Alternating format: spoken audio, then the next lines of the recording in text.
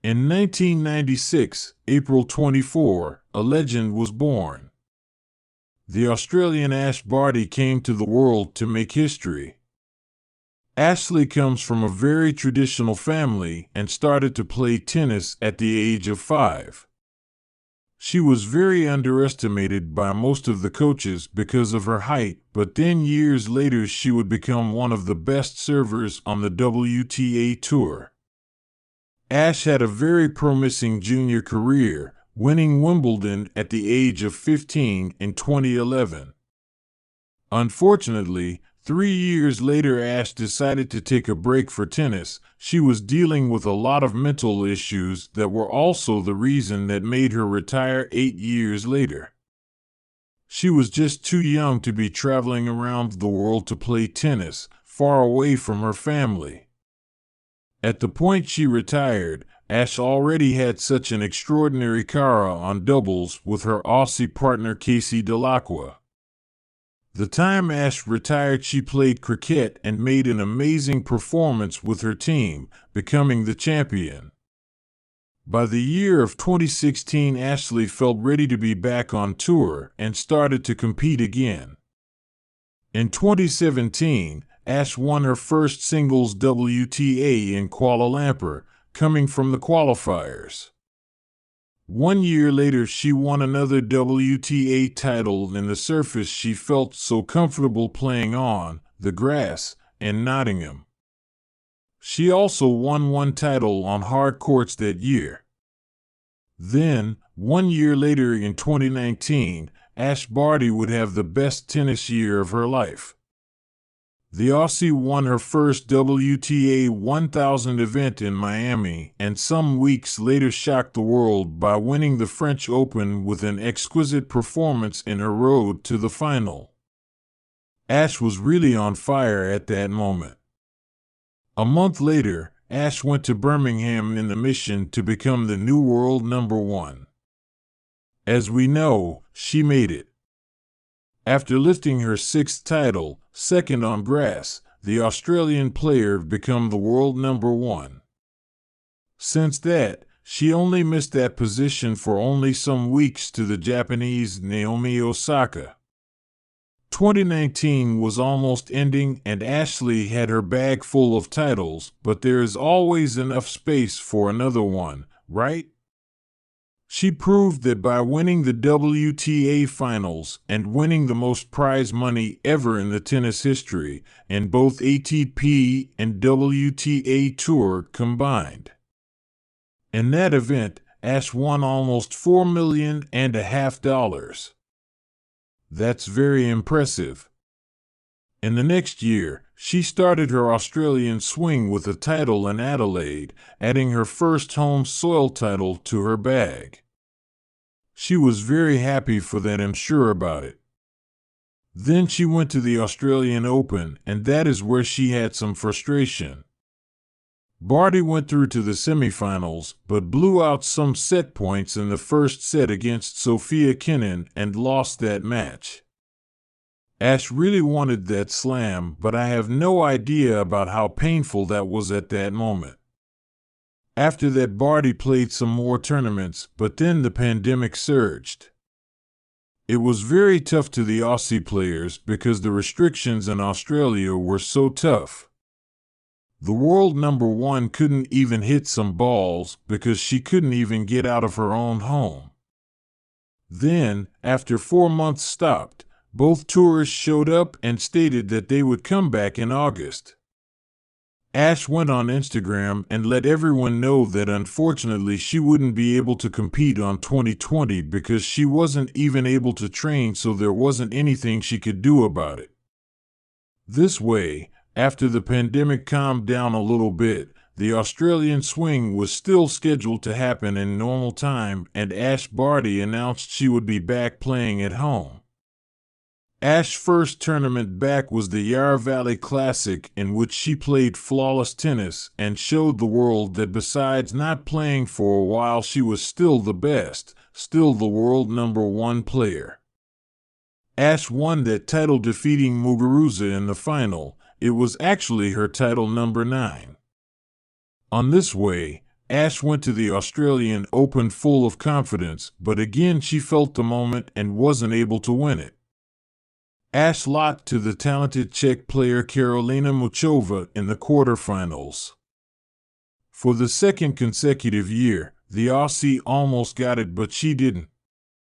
On this way, Barty went to Miami to defend her title on a very important week of the year because Naomi Osaka could take the first position of the ranking depending on the results of that week. Barty saved one match point on her opening round, but after that, she started playing flawless tennis. She defeated Bianca Andreescu in the final to win her 10th WTA title and second Miami title.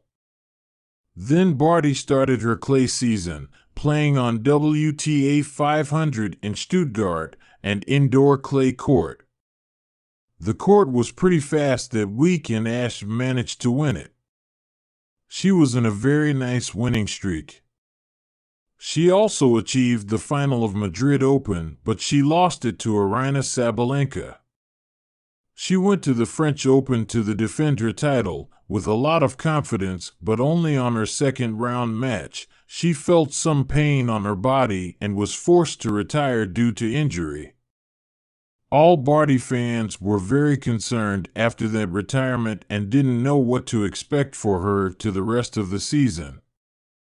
Ash went to Great Britain injured and started to take baby steps trying to come back for her form.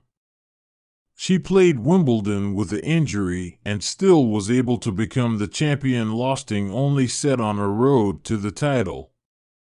Ash became a Wimbledon champion after 10 years. She won it on juniors and became the first Aussie player to win it since 1980 when Yvonne won. It was a real moment of dominance by Ashley in that tournament, and she achieved her children's dream by taking that title. After that, Barty won Cincinnati without losing any set, playing very good tennis. She went to the US Open as the favorite but lost in the first round to the American Shelby Rogers. She served to the match on that one. Another statement that we gotta do is about Ash's match against Sarah Sorabi's Tormo in the Olympics. On that match we could definitely see that Ash fuel was going down. We could see that she didn't have the same passion for the game and to play tennis. Ash didn't play any more matches in 2021 after the US Open and failed the WTA finals because the conditions that were presented.